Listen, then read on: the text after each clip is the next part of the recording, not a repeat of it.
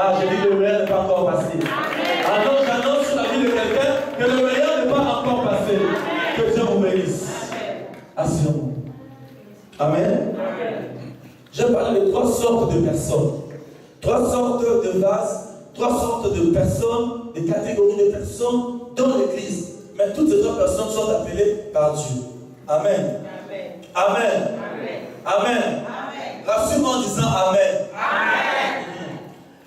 Mais ici, on a commencé notre lecture dans le livre de Jérémie. Et c'est ça la base de notre prédication aujourd'hui, notre message. Jérémie, c'est un homme que tout le monde connaît. Amen. D'autres ne le connaissent pas. Pour éviter ce qu'on dit d'habitude, l'histoire là que j'ai racontée l'autre fois. Parce qu'il faut dire avant. Parce qu'on peut dire quelqu'un Jérémie, d'autres pensent au prophète, d'autres pensent à d'autres personnes. Il y a un vendredi passé qu'on avait dit ici. Je veux savoir qui connaît d'abord Jérémie. Qui dans la Bible connaît, qui connaît Jérémie? Si tu connais Jérémie, humblement, tu lèves juste Amen. Si tu connais Jérémie. Ah, il y a des gens qui ne connaissent pas Jérémie. Donc il faut encore préciser. Je dis, la fois passée, il y avait dans une église, je dois répéter ça, Amen. Il y avait dans une église, un pasteur qui a commencé sa prédication, et il parlait de Joseph. Il était dans le message. Il a remarqué que le message avait dit non. Je vais demander qui connaît Joseph. Amen. Alors tout le monde a dit moi, pasteur. Ah. Pasteur a demandé à maman, maman, est-ce que vous avez vu Joseph? Et la maman a répondu, oui, pasteur. Ah bon, oui, pasteur. Ah, ça l'a électricien. Donc, avant de faire l'électricien, il a dit la Bible, non, on doit se mettre d'accord. Qu'on parle de Jérémie de la Bible. Des peurs dans la charpentier. Alléluia. Alors, Dieu a parlé à Joseph, plutôt à Jérémie. Dieu a parlé à Jérémie, mais en réalité, qui est Jérémie? Amen. Dis à ton voisin qui est Jérémie.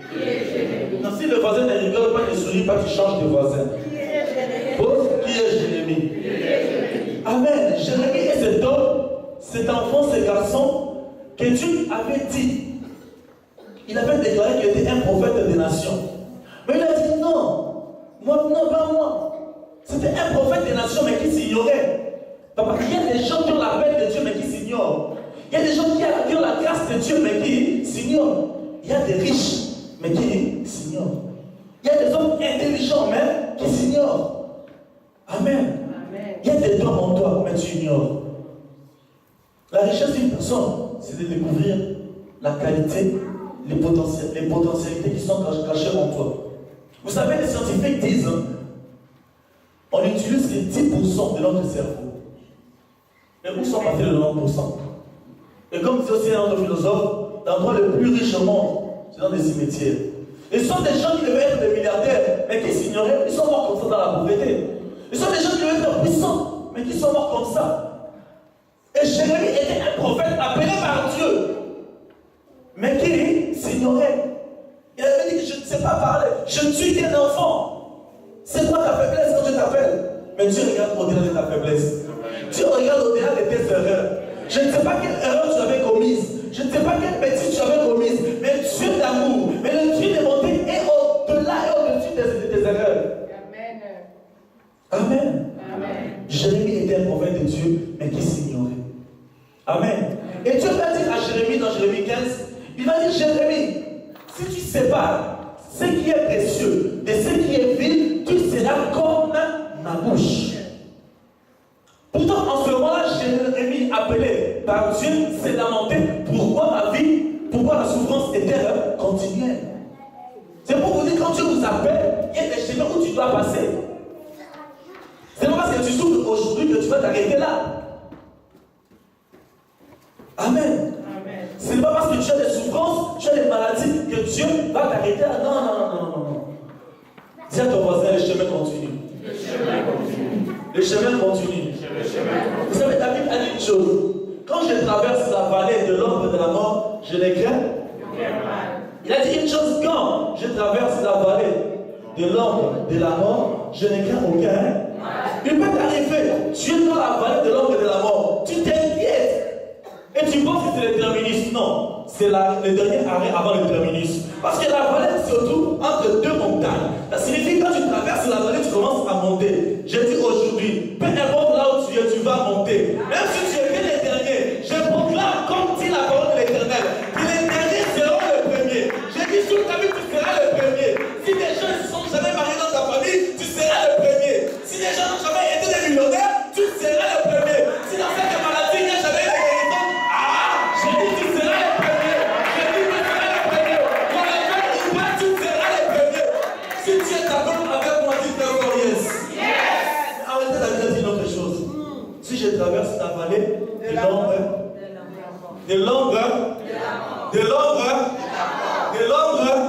arrêtez ce que tu vis, ce n'est pas la mort. C'est l'ombre.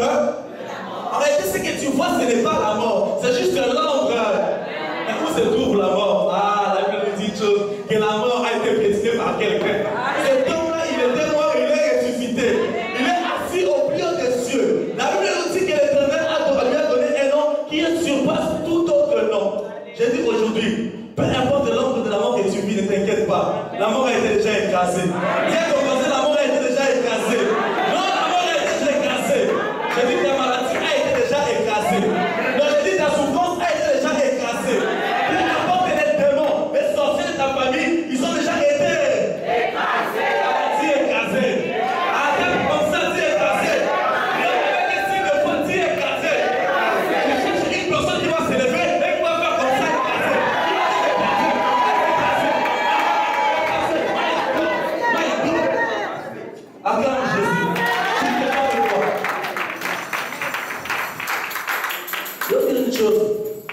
La majorité n'appelle pas la minorité. Mais c'est la minorité qui appelle la majorité. Pour dire, la foule n'appelle pas la foule. C'est la minorité qui appelle la foule. Ce que tu vas faire, tu vas appeler la foule. Et David avait dit, même quand je traverse la vallée de l'ombre de la mort, je ne crains aucun mal.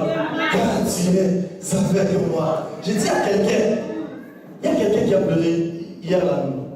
Il y a une personne qui s'est lamentée. Dieu me dit maintenant, il y a quelqu'un pendant la nuit aujourd'hui qui s'est lamenté toute la nuit par rapport à sa situation. Elle lit même la boutou. Elle s'est demandé, elle avait même voilà. Dieu me dit, elle avait du mal à dormir. Je ne sais pas c'est qui ici, mais elle avait du mal à dormir. Je te dis, peu importe le problème qui te tourmente, Dieu est avec toi. Amen. Je dis encore, Dieu est avec toi. Amen. Car la vallée de l'ombre de la mort que tu traverses, il est toujours avec toi. Raison pour laquelle c'est juste de l'ombre, ce n'est pas la mort. J'ai dit tu ne mourras pas. Non, j'ai dit tu ne mourras pas. J'ai dit tu vivras. Et tu témoigneras les œuvres de l'Éternel. David a dit les œuvres, il n'a pas dit une œuvre. Ça signifie Dieu a des œuvres. Les œuvres dans tes enfants. J'ai dit tes enfants vont réussir. Peut-être quand tu vois les résultats, tu te dis Seigneur, non, j'ai dit aujourd'hui, tes enfants vont réussir. Que le diable ne le veuille ou pas, que le diable n'accepte ou pas, Dieu va toucher tes enfants. Il y a d'autres qui se plaignent, mon mari. Non, il y a des œuvres. Dieu va toucher ton mari. Le prix encore, il ira plus loin, même tes ennemis.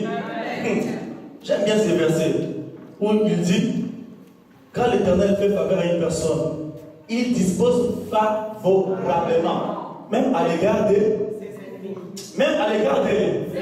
j'annonce ce matin comme un oracle de l'Éternel.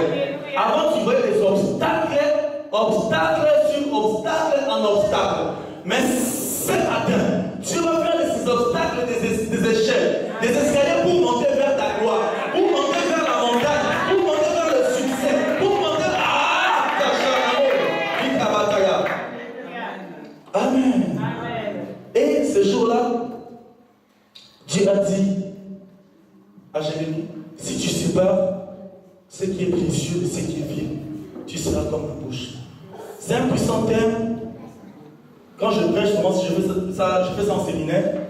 Dieu avait dit le précieux et le vil. Il n'a pas dit le vil au précieux. Pour dire que le précieux est en toi. Évite les vils, évite le comportement, évite choses, évite ça. Et tu seras comme sa bouche. Dieu ne cherche pas la tête, Dieu cherche la bouche. Ta situation a besoin d'une bouche.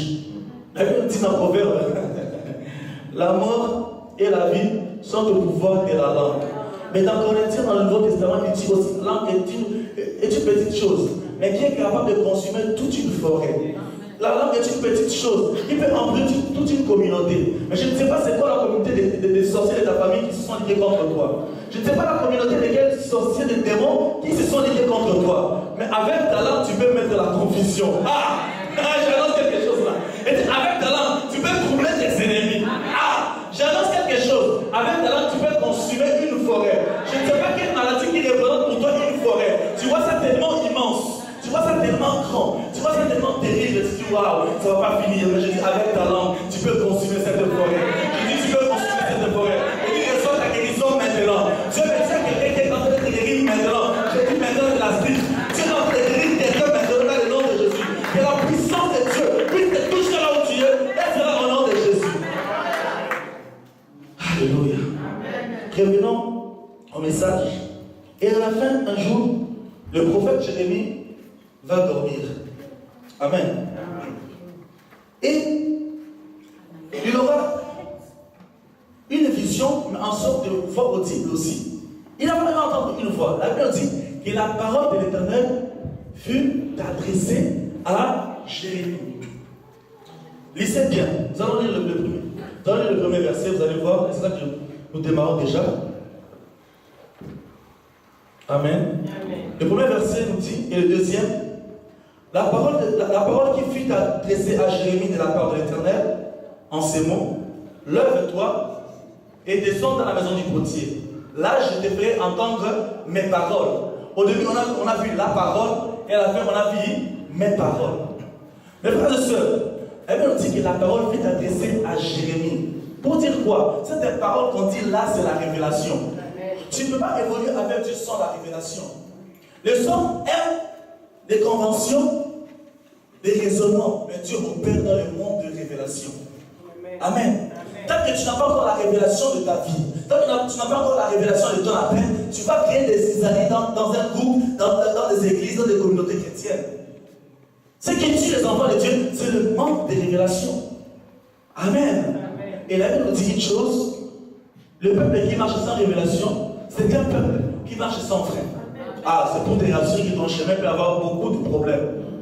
Parce que dans la vie est comme un chemin, où il y a des maladies, où il y a des pièges, où il y a des barrières. Bon, prenons la vie comme si on allait dans la ville de Paris, où il y a les péages. Et si tu n'as pas de frein, tu seras emprisonné. Raison pour laquelle il y a beaucoup de gens parmi nous qui se sont retrouvés emprisonnés dans des situations terribles, tout simplement parce qu'ils n'avaient pas la révélation. La Bible dit que la ville de Jéricho était un bon pays. Mais il y avait un souci. Il y avait un grand souci. Tout était stérile à cause de l'eau. Pendant beaucoup d'années. Mais un jour s'éleva le prophète Élisée. Il dit seulement, cherchez-moi un plat neuf et du sel pour assainir les eaux. C'était fini.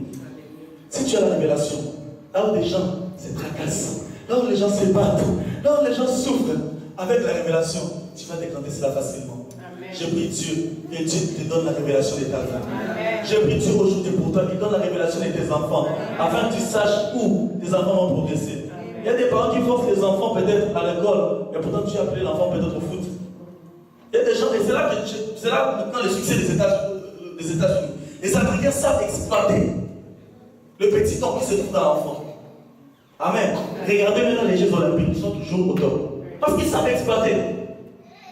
Peut-être tu forces l'enfant à suivre le général, pourtant tu es appelé au professionnel.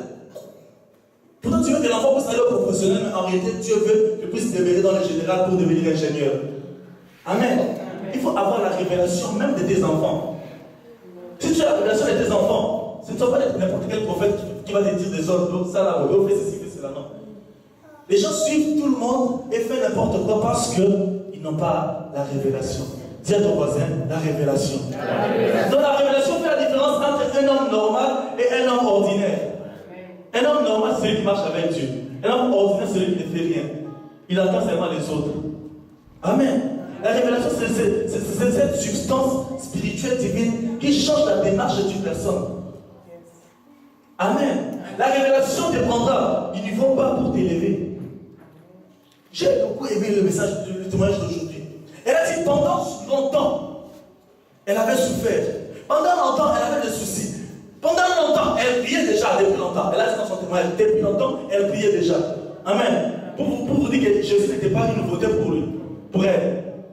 Mais ce qui a fait la différence entre le premier Jésus et le deuxième Jésus, c'est que le deuxième Jésus a apporté la révélation. Tu peux prier comme tu veux. Tu peux changer les églises comme tu veux. Mais tant que tu n'as pas la révélation, tu vas souffrir. Et c'est ainsi que tu vois les gens injurer les pasteurs, injurer les prophètes. Non, toi tu manques la révélation de ta vie. Cherche la révélation de ta vie. Dis à ton mari, cherche la révélation de ta vie. Non, plus fort que ça, cherche la révélation de ta vie. Cherche la révélation de ta vie. Il y a des gens qui font n'importe quel travail. Alléluia. Tu veux seulement être un directeur de banque. Non, Dieu ne te voit pas là-bas peut-être. Il te voit en train d'ouvrir un snack. Et avec ça, il va te bénir. Amen. Oh, toi, tu peux seulement devenir quand directement, mais Dieu te voit pour ouvrir un restaurant. Vous savez, si nos frères, j'aime beaucoup, je les apprécie par rapport à ça, nos frères arabes évoluent parce qu'ils savent détecter facilement des points où Dieu les a appelés. Je ne sais pas, mais ils ont cette grâce. Amen. Prions que Dieu puisse te donner la révélation de ta vie. Tu ne vas pas trop. Dieu n'est pas compliqué. On rend Dieu tellement compliqué que lui-même s'étonne. Alléluia. Cherche la révélation de ta vie. Parce que Jérémie était là, mais il lui manquait juste la parole. La parole. Il lui manquait juste la parole. Aujourd'hui, Dieu va te donner la révélation de ta vie. Amen. Moi, je parle carrément comme un homme de Dieu. Dieu va te donner la révélation de ta vie. Amen. Donc, je vais vous montrer ce que la révélation peut faire. Pendant longtemps, Jérémie était couché. Mais quand il a eu la révélation de sa vie, il s'est levé. Si tu vois des gens couchés dans des maladies, couchés à cause des maladies, couchés à cause de l'esprit des morts, couchés à cause de la pauvreté, c'est parce qu'ils n'ont pas la révélation. Celui qui est couché, celui qui a la révélation ne peut pas rester couché.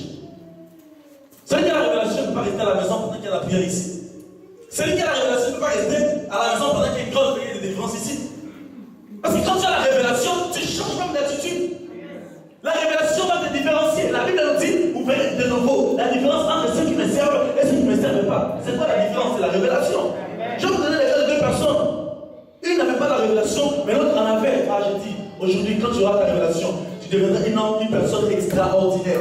Et tu deviendras une personne extraordinaire. Tu feras des choses extraordinaires. Paul était un homme, Saul était un homme ordinaire. Et quand il a été secoué par Christ, elle a dit une chose, il est tombé par terre. Mais, Jesus. Mais Moïse avait la révélation. Quand Moïse était fatigué devant ses combats, Moïse venait de s'asseoir par terre. Il a cherché un rocher. Il s'est assis sur le rocher. Là où les gens sont par terre, quand avec la révélation, tu ne seras pas par terre. Quand tout le monde a la crise, toi tu n'auras pas de crise. Quand tout le monde sera attaqué, hey, mon frère, cette nuit c'était terrible. On m'a caché ici.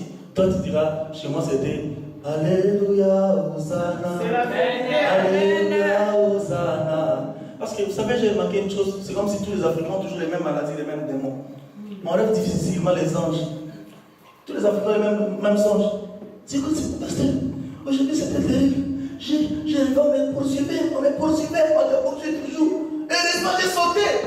Ah, la prochaine fois on va t'attraper, tu vas voir. Amen.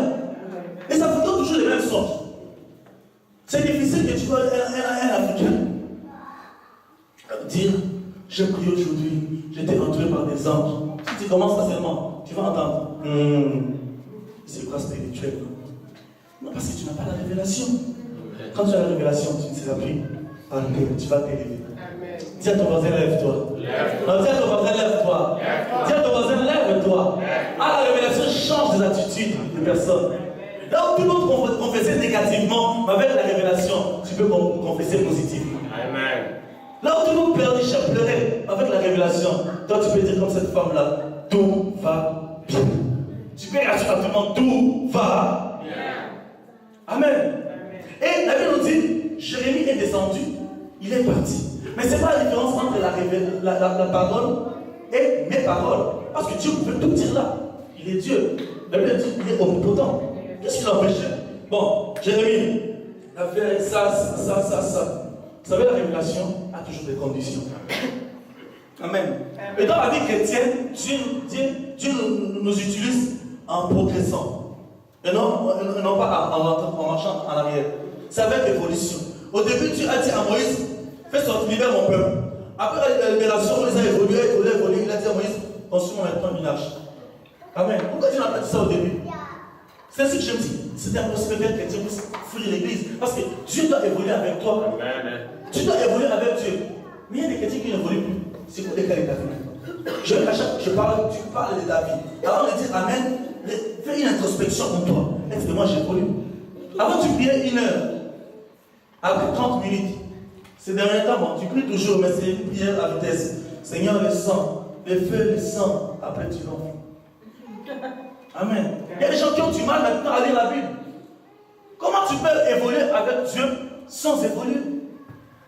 Parce qu'avec Dieu, il y a toujours une évolution. Mais si avec Dieu, tu n'évolues pas, tu n'es pas avec Dieu. Amen. Tu n'es pas avec Dieu. Et avant, il a dit la parole, mais après, il a dit mes paroles. C'est quoi ça, mes paroles? Mes paroles. C'est ce que j'appelle des enseignements. J'appelle ça des enseignements. Mon frère, tant que tu n'es pas enseigné, tu peux avoir l'onction, tu peux avoir les dons de la prophétie, et tu seras toujours instable. Amen. Tu seras toujours instable. Moi, je me rappelle bien quand j'étais encore à l'école primaire au Congo, on nous disait une phrase. Une phrase qu'on avec beaucoup de choses. Il y avait le complément d'objet indirect, le complément d'objet direct. Quoi encore? Sujet, la base et le complément. Non, le complément toujours d'abord. Complément déterminatif, complément encore quoi? Des lieux, des temps. Avec toi, Dieu va t'amener loin. Ça, c'est le complément des lieux. Dieu va faire des choses directes. Ça, c'est le complément d'objet direct. Oh, Dieu, il y a le complément circonstanciel de temps. Il y a un temps où Dieu va se manifester. Mais il y a aussi le sujet qui est toi. Mais pour que la phrase puisse avoir le sens, il faut une base. Il faut un verbe. Et la Bible dit au commencement était la parole. En toute éventualité, au commencement était le verbe. Le verbe était avec Dieu. Pour conjuguer ta vie au présent, tu dois avoir le verbe. Pour conjuguer ton miracle au présent, tu dois avoir le verbe. Pour conjuguer la délivrance au présent, tu dois avoir le verbe. Et le verbe, c'est la parole. Mes frères, soyons enseignés, ne soyons pas martyrs. C'est toujours où Dieu va te localiser et va te faire asseoir. On peut prophétiser sur toi aujourd'hui, mais tant que tu n'as pas l'enseignement pour garder la prophétie. Il y a des gens qui ont la prophétie, mais la prophétie ne va jamais s'accomplir tout simplement parce que la personne n'est pas enseignée. Dieu peut dire, demain, le mari de ta vie viendra, et tu vas te marier dans 3 semaines. Mais quand toi tu n'es pas enseigné, tu es impoli, un jeune homme vient juste comme ça, il te regarde, c'est quoi ça, cette politesse? On n'a pas étudié chez vous? C'est quoi ça? Ça, c'est quel genre de garçon? Et pourtant, c'est la personne que Dieu avait envoyée. Mais quand tu n'es pas enseigné, tu rates ta bénédiction. Après, tu dis, je ne crois même pas vos prophéties là. Ce sont des escrocs, ils cherchent tellement de l'argent. Non, c'est toi qui n'es pas enseigné. Amen. Je me rappelle un jour, on donnait un témoignage puissant. C'était au Nigeria, d'une grande église au Nigeria, de Papa Adeboye. C'est une personne qui est vraiment bénie. Et il était dans son église, il était en train de prêcher. Une parole prophétique est descendue, mais c'était sur une personne qu'il connaissait bien. Et cette femme était une directrice. Bon, directrice d'une banque. Et cette femme était célibataire. Pendant longtemps, elle cherchait le mariage. Amen. Et le pasteur Adeboye a dit, aujourd'hui, quand tu rentreras chez toi, Dieu t'enverra un homme devant ton portail. Et ce sera l'homme de ta vie. Pendant 32 ans, elle cherchait le mariage. Elle a sauté dans ses terrains. Elle a semé tout ce qu'elle pouvait s'aimer. Ça, c'était la prophétie. Mais il fallait maintenant un enseignement pour garder la prophétie et avoir les résultats. Elle est partie chez elle. Elle était juste à la fenêtre. Même quand il y avait une voiture qui disait Bing! Il n'y a personne. C'était 6 heures. Midi 30. 15h35. Il n'y a toujours personne. Le pasteur, je sais que toi tu es un homme de Dieu, mais en tout cas là, il n'y a personne. Quand je regarde, il y a personne. Quand j'ouvre la fenêtre, il y a personne. Le pasteur dit, moi j'ai parlé, il y a quelqu'un. Dieu va envoyer quelqu'un. Regarde, 18h30, toujours personne. 20h, il a dit, c'était pas une stratégie que le pasteur voulait se mériter dans son église. Il appelle encore le pasteur. Et pasteur, en tout cas, je te respecte beaucoup. Dieu, moi, c'est pendant. Ça fait 15 ans que je suis dans ton église, mais là, en tout cas, il y a. Le pasteur a dit, mais regarde bien. Devant ta maison, là, même devant le portail, il n'y a personne. Il n'y a personne. Juste la sentinelle que j'ai engagée. Il a dit, et le pasteur a dit, et la sentinelle, c'est un homme ou une femme? Un homme. Il est un homme, hein?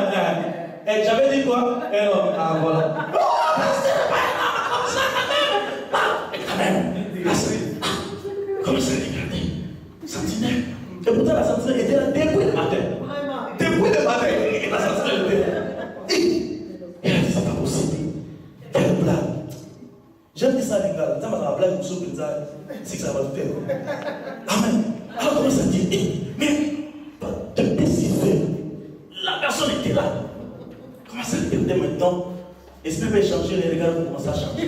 Mais ça ne dit rien à rien. Il y a des prophéties qui vont s'accomplir, mais toi tu ne sais pas que c'est toi. Il y a des miracles qui vont venir, mais toi tu ne sais pas que c'est toi. Ah, j'annonce sur toi que ça soit tout. Mais la sentinelle, lui, ne savait rien. Mais la femme s'est dit, c'est pas possible. Je vais commencer comment? Il appelle la fille. Oui, madame, oui, madame. Bon, pas madame, assieds-toi à la porte. La sentinelle a dit, mais c'est quoi les problèmes aujourd'hui, c'est plus madame. Alors, il a fait, comme on dit en lingala, je pense qu'on va utiliser ces mots au ciel. Il a ça la sentinelle d'argent. Non, va t'habiller, lave-toi vraiment. C'est juste une. Je voulais juste te remercier, voilà, te dire merci pour le travail. Ah, il était touché. Il ne savait pas que les choses étaient en train de changer. J'ai dit aujourd'hui les choses vont. Ah, comme tu as dit ici, les choses vont. Non, j'annonce des changements sur la vie d'une personne. Des choses plus tard, mais il ne savait pas comment annoncer la chose. Elle dit, mais c'est pas normal quand même, c'est pas la femme qui va quand même faire l'homme. Allez, regardez, vous-même, en tant que vous-même. Est-ce que les choses évoluent comme ça? Il a fait encore le pasteur, vraiment tu es sûr. Il y avait un homme ou une femme. Il y avait un homme. Qui? La sentinelle. Ok. Amen. Et le pasteur était maintenant obligé de venir pour régler la situation. Mais le problème c'était quoi? Ça faisait déjà 2 mois que cet homme avait rêvé qu'il épousait sa patronne. Et le jour qu'il s'est réveillé, ce jour-là, il a dit Seigneur, tout sauf ça. Il y a des bénédictions qui viendront chez toi, tu diras Seigneur, tout sauf. Il y a des miracles aujourd'hui, mais tout sauf. Non, ne retiens pas des miracles. Tu l'auras. Amen.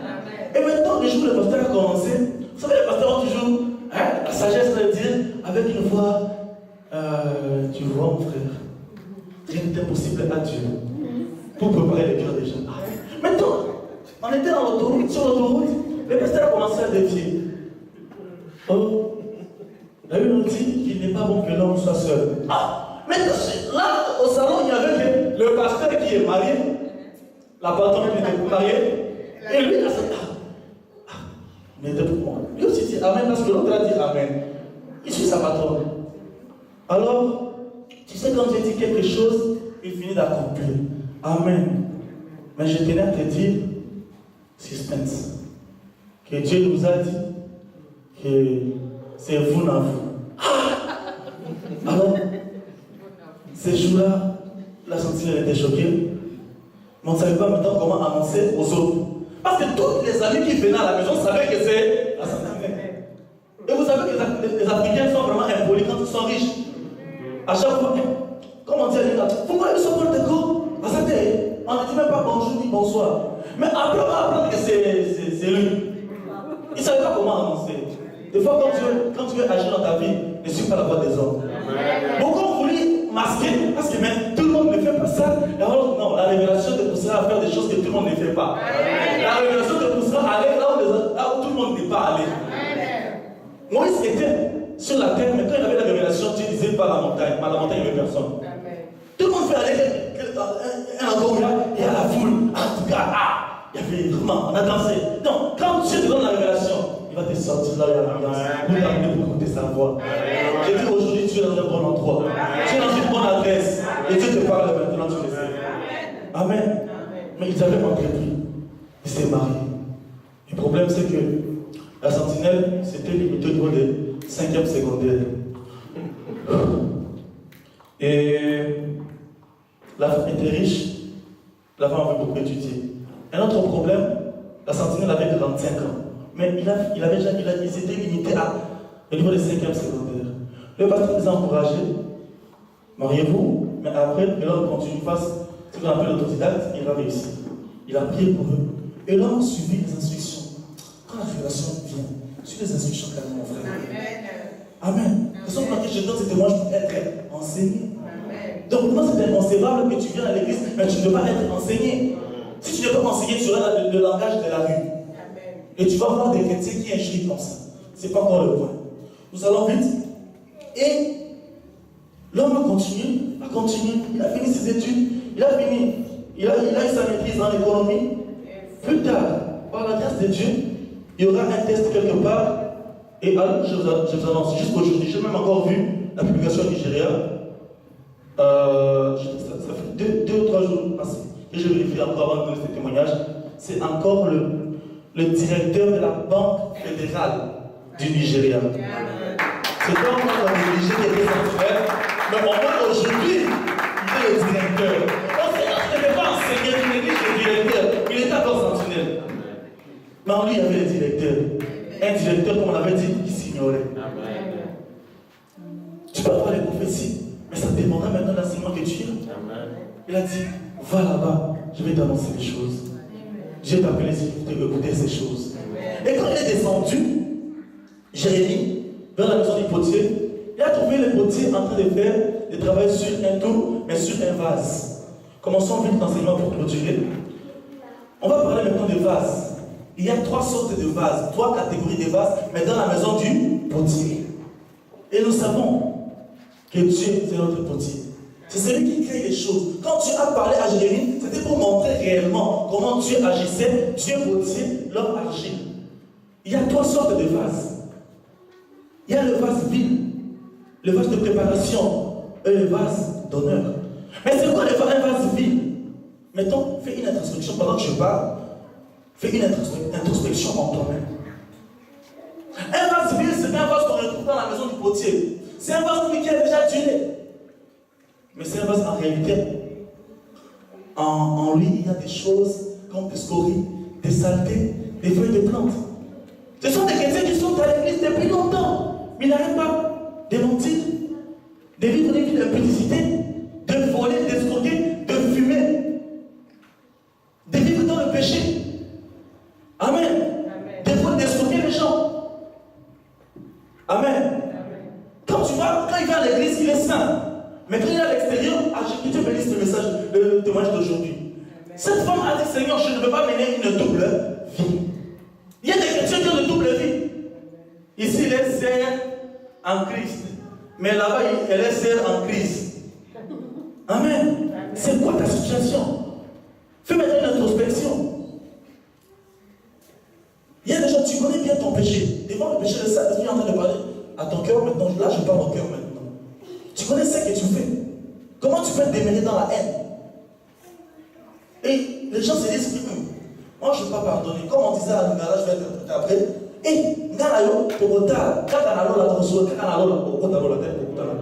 Parce qu'avec toi, tu peux pas entrer au ciel.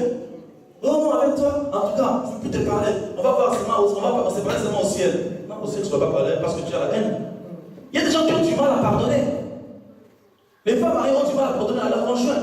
Les hommes ont du mal à pardonner à leur femme. Alléluia. Avant-hier, je suivais un témoignage d'un prophète que j'aime beaucoup, que Dieu bénisse cet homme de Dieu, Joël Francis Tatou. Il donnait un témoignage dans une conférence de femmes. Il a dit, pendant qu'il a fini de prêcher un séminaire à Kinshasa, une femme est venue pour parler un peu de sa situation. Elle dit, pasteur, prophète, je veux bien pardonner à cette personne. Mais le mal, non, je ne peux pas, non, je ne peux pas. La femme a commencé à pleurer. La femme a dit, mais c'est qui? Elle dit, non, c'est l'homme.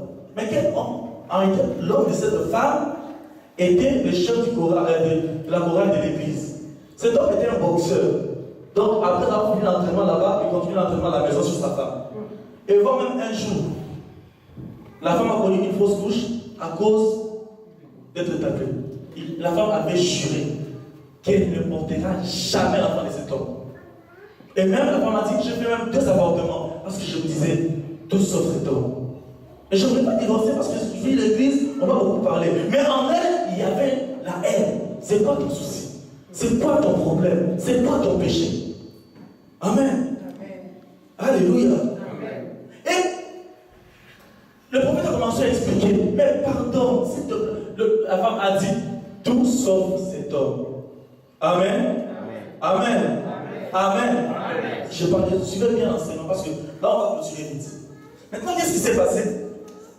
Le prophète a dit une chose. Il a dit, Père, tu ne t'es pas pardonné, tu ne peux pas pardonner, tu as raison. Mais Jésus peut pardonner ton mari au travers de toi. La femme a dit, il dit, ce que je dis, je viens de l'entendre de Dieu. Mais répète après moi, Seigneur Jésus, pardonne mon mari au travers de. La femme ne répétait pas. Au travers de vous. La femme ne répétait pas. Maintenant, de plus en plus que le prophète commençait à parler, la femme a commencé à pleurer. La femme a commencé à pleurer. La femme a commencé à pleurer. La femme a commencé à pleurer. Et jusqu'à la fin, la femme a dit, je pardonne. Vous savez, seul Jésus peut te pardonner. Je ne sais pas ce que tu as fait avant de venir enseigner. Je ne sais pas, c'est quoi ta vie personnelle.